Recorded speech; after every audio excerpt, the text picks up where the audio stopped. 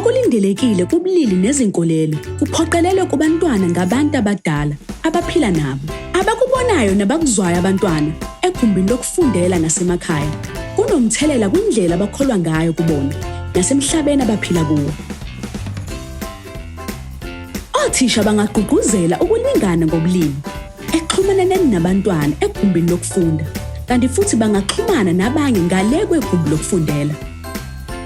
Ekuxhumaneni kwabo nabantu abadala, othisha bangakwazi ukukhombisa izindlela zokungachemi.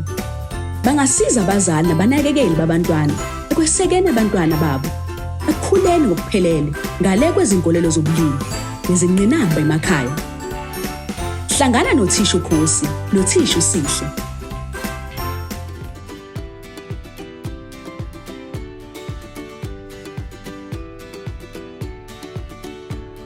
Basebenzisa ukuxhumana nabazali, abasebenzi basezikoleni nomphakathi ukugqugquzela nokuqwashisa ngokulingana ngobulili. Baxoxa ngenhlonipho, ngezinkambiso ezikhona eziqinisa izinkolelo zobulili. Babheke ezinye izindlela zokucabanga. Baxoxa ngokungazuzeka ukulingana ngobulili nabazali kanye nabanakekeli babantwana.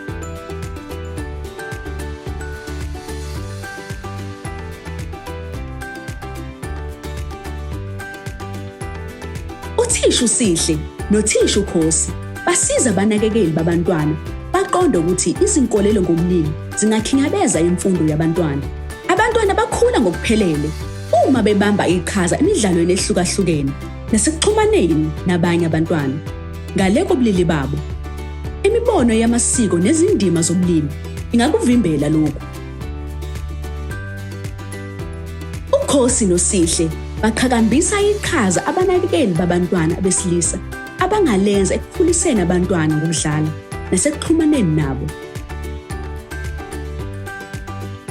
Baphendula imibuzo yabazali mayelana nobulili futhi babhekane nokukhathazeka kwabo.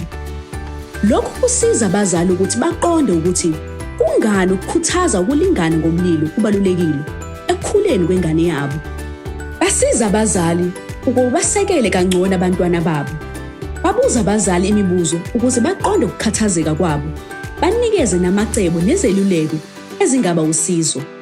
Ngokucela umndeni ucabangisise ngalokho abakufisayo ngomntwana, bayabasiza ukubasusa emicabangweni onokwesaba ukuya emicabangweni ophusile nomuhle ngomntwana wabo. Ukugqugquzela ukulingana ngobulili okungalena kwaseklasini kubalulekile emazingeni aphansi okukhula komntwana. Lokhu kunikeza abanakekeli babantwana amandla okusiza ekwakheni izinhlobo ezahlukene zokukhulisa umntwana ngokuzwelana nangokomqondo.